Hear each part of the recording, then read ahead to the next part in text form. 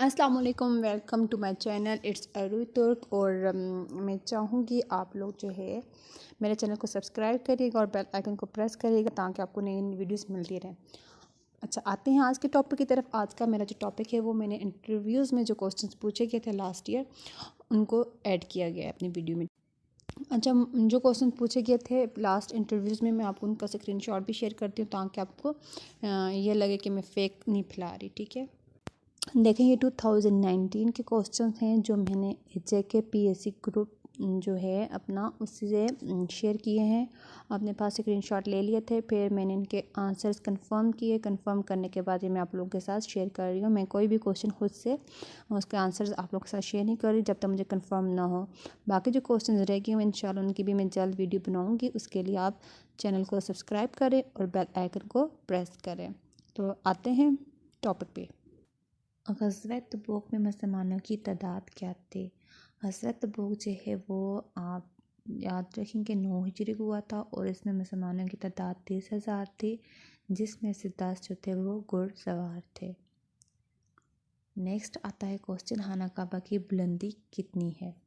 खाना काबा की बुलंदी जो है वो 54 फीट 8 इंचज़। कितने? 54 फीट 8 इंचज़ है। देन आता है नबी करीम सल्लल्लाहु अलैहि वसल्लम ने कितने ग़ज़वात में शिरकत की थी? आप सल्लल्लाहु अलैहि वसल्लम ने टोटल 27 ग़ज़वात में शिरकत की थी। और ये बात भी याद रखिएगा कि 27 में से 8 ग़ज़वात ऐसे हैं जो जंग की शक्ल अख्तियार कर गए थे। मस्जिद अक़सा कहाँ है? मस्जिद अक़सा जो है ये मशरक़ी यरूशलेम में वाक़या है और ये इसराइल के कब्ज़े में है। इसके बाद नेक्स्ट आता है कि मुज़फ़्फ़राबाद में कितने जो प्रेसिडेंट सदर हैं वो दफन हुए हैं यानी मदफून हैं? तो टोटल 3 हैं, जिसमें से सबसे पहले हैं KH खुर्शीद। देन हमारे पास हैं उधर मुज़फ़्फ़राबाद में मीर वैस यूसुफ शाह और ख़ान अब्दुल हमीद ख़ान। ये तीनों ऐसे हैं जो मुज़फ़्फ़राबाद सिटी के अंदर दफन हैं, मदफून हुए हैं। ठीक है, इसके बाद हमारे पास आता है जी inductive way of teaching and deductive way of teaching. तो सबसे पहले डिडक्टिव को देखते हैं। डिडक्टिव अप्रोच क्या करता है? इसमें हम लर्नर को दे देते हैं जनरल रूल। यहाँ हम जनरल से उसको स्पेसिफिक की तरफ लाते हैं। जैसे हम उसे बता देते हैं कि जितने भी सब्ज़ जो सेब हैं वो खट्टे होंगे, फिर हम उनको 2 या 3 सेब हर बंदे को बच्चे को दे देते हैं तो वो खाएंगे, वो खट्टे होंगे। यानी जनरल से हम स्पेसिफिक की तरफ मूव करके फिर आता है इंडक्टिव। इंडक्टिव अप्रोच में क्या करते हैं? हम उनको एग्जाम्पल सेट करके देते हैं, फिर लर्नर को खुद बताते हैं कि वो अब इससे कोई नतीजा अख़ज़ करें। जैसे सबको 2 या 3 बंदों को हमने एप्पल दे दिया खाने के लिए, उन्होंने देखा हाँ कच्चा सेब था, खट्टा है। फिर दूसरे ने देखा खट्टा है, तीसरे ने खट्टा खाया, वो खट्टा लगा। अब उन्होंने ये रूल फाइंड कर दिया कि जितने भी दुनिया में ऐसे सेब हैं कच्चे होंगे वो खट्टे होंगे। अब जी कौन सी फेमस लेडी हैं जो 2005 के अर्थक्वेक में शहीद हुई थी और वो हैं कश्मीर की? तो उनका नाम है हमारे पास शीरी वहीद। ठीक है, ये नीलम वी होटल में थी और वहाँ पे फोटो हुई और उसकी ये उनका हस्बैंड वहीद उसका मालिक भी है। इसके बाद आता है फर्स्ट प्रेसिडेंट ऑफ AJK। अच्छा, पहला प्रेसिडेंट हमारा कौन सा है AJK? अगर आप इसको गूगल करें तो वहाँ पे सरदार मोहम्मद इब्राहिम खान आते हैं। अब इसमें भी 2 शर्तें हैं, एक इलेक्टेड आता है, एक नॉन इलेक्टेड आता है। अच्छा, आपने इसमें प्रेसिडेंट जो है हमारे AJK के अगर ऐसे ही पूछा सिंपल तो आप सरदार इब्राहिम खान बता देंगे, लेकिन जब बात हुई इलेक्टेड और नॉन इलेक्टेड की तो नॉन इलेक्टेड सरदार इब्राहिम खान ही है, लेकिन जो इलेक्टेड हैं वो हमारे पास KH खुर्शीद हैं। आपने इलेक्टेड और नॉन इलेक्टेड को माइंड में रखते हुए आंसर देना है। फिर आता है मक्की सूरतें और मदनी सूरतें कौन सी हैं? मक्की सूरतों की तादाद जो है वो 86 है और मदनी की है जो 28। तादाद तो इतनी है, लेकिन आपको इससे रिलेटेड मैं और इन्फॉर्मेशन भी देती हूँ। मक्की सूरतें वो हैं जो हिजरत से पहले नाजिल हुई थी और मदनी वो हैं जो हिजरत के बाद नाजिल हुई। मक्की सूरतें जब आप सल्लल्लाहु अलैहि वसल्लम 40 साल के थे, 40 से लेके 53 13 साल बनते हैं। आप सल्लल्लाहु अलैहि वसल्लम पर इसका दौरानिया जो है 13 साल था मक्की सूरतों का, और जो हिजरत की उसके बाद 53 से 63 10 साल जो बनते हैं वो मदनी सूरतों की दौरानिया हो जाता है। ठीक है, अच्छा इसके अलावा आपने कलमे वो याद रख लेने, कलमा तैयबा का क्या मतलब है, तमजीद का क्या मतलब है, ये बातें भी आपने माइंड में रखनी है। इससे रिलेटेड भी आपको क्वेश्चन वो कर लेते हैं।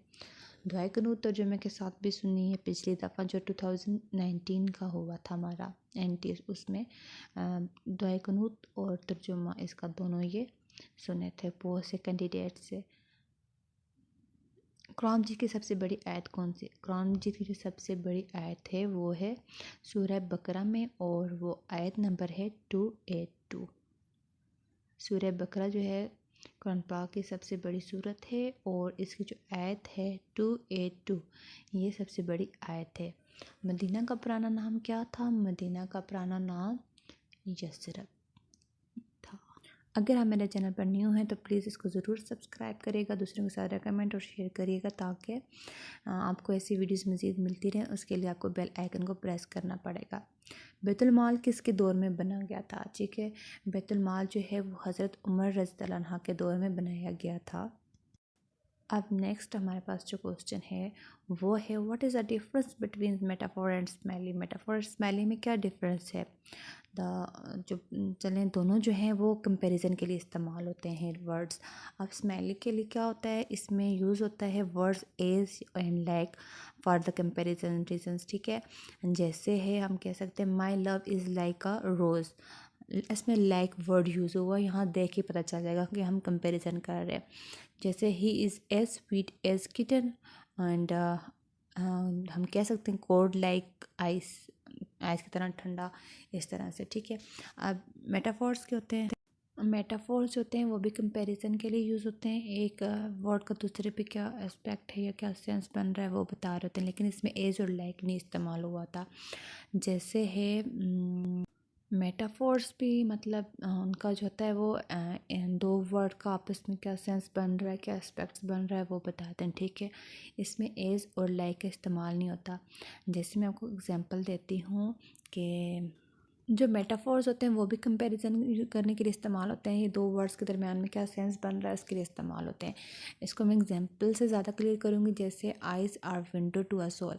आप देखें, जैसे हम ये तो नहीं कह सकते कि हम किसी की भी रूह को आंखों के साथ देख सकते हैं, लेकिन इसका इस सेंस में हम कह सकते हैं कि जब एक बंदा दूसरे बंदे के एक्सप्रेशंस अपनी आंखों से देखता है, उसके मूड स्विंग्स को देखता है, तो वो उसके मूड्स के बारे में भी मतलब जान लेता है, उसकी पर्सनैलिटी के बारे में भी उसको इतना आइडिया हो सकता है। तो ये कंपेयर कर रहे हैं। उसके बाद था जी defence minister of Pakistan. Pakistan का डिफेंस मिनिस्टर कौन है? तो वो हैं जी हैं Pervez Khattak. The defence minister of Pakistan is Pervez Khattak. अच्छा, आफ्टर दैट हमारे पास आता है जी who is chief justice of Pakistan. Current chief justice of Pakistan कौन से हैं? तो वो हैं Gulzar Ahmed. Gulzar Ahmed is the current Chief Justice of Pakistan. Who is the governor of KPK? KPK का गवर्नर है जी शाह फरमान। इसके बाद कई क्वेश्चन ऐसे हैं जो हमारे पास आए हैं तहरीक खिलाफत के ऊपर, ये कब हुई और कौन इसका बानी था, एटसेट्रा एटसेट्रा। इसके अंदर मैं सारे वो कवर करने की कोशिश करूँगी। जी तहरीक खिलाफत का आगाज़ हुआ था 5 जुलाई 1919 को, यानी जंग आज़ादी के बाद। पहली जो जंग आज़ादी थी 1914, उसके बाद जब सल्तनत उस्मानिया ख़तरे में आ गई थी तो उसको बचाने के लिए किया गया था, और इसके बानी थे मौलाना मोहम्मद अली जौहर। अगर आप मेरे चैनल पर न्यू हैं तो इसको ज़रूर सब्सक्राइब करिएगा, दूसरों को रेकमेंड करिएगा, और बेल आइकन को प्रेस करना मत भूलिएगा, क्योंकि मैं अब जो है NTS के इंटरव्यूज़ में जो क्वेश्चन हुए थे उससे रिलेटेड काफ़ी क्वेश्चंस आगे वीडियोस में शेयर करूँगी। आता है अब इस्लाम की बुनियाद जो है कितने स्तूनों पर है? वो 5 बुनियादें जो हैं इस्लाम की वो 5 चीज़ों पर बनाई गई हैं। जो फर्स्ट वन है वो हमारे पास आता है कलमा तैयबा, यानी आपने गवाही देनी है कि अल्लाह ताला अकेला है, उसका कोई शरीक नहीं है, और हज़रत मोहम्मद सल्लल्लाहु अलैहि वसल्लम अल्लाह के आखिरी रसूल हैं। सेकंड है नमाज। Third one is roza. Fourth one is zakat, and last one is hajj. अगर आप लोगों को ये भी मालूम करना है कि कौन सी चीज़ किस हिजरी में फ़र्ज़ की गई है, तो उसके लिए मैंने पहले एक वीडियो बनाई हुई है, प्लीज़ उस पर जाएँ। उसका लिंक भी मैं नीचे शेयर कर देती हूँ, आपको ये चीज़ भी रिपीट करने में आसानी होगी।